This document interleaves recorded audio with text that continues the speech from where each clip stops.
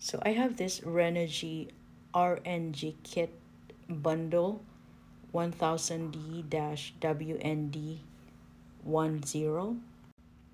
So it's actually a 12-volt 100-watt monocrystalline bundle kit solar panel with Wanderer 10 amp charge controller.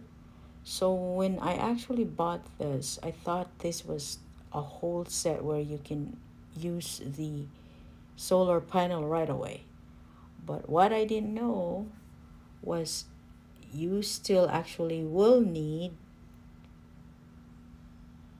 a battery, which is not included. You will need the tray cables, not included on this bundle as well, and the power inverter plus the Bluetooth one module.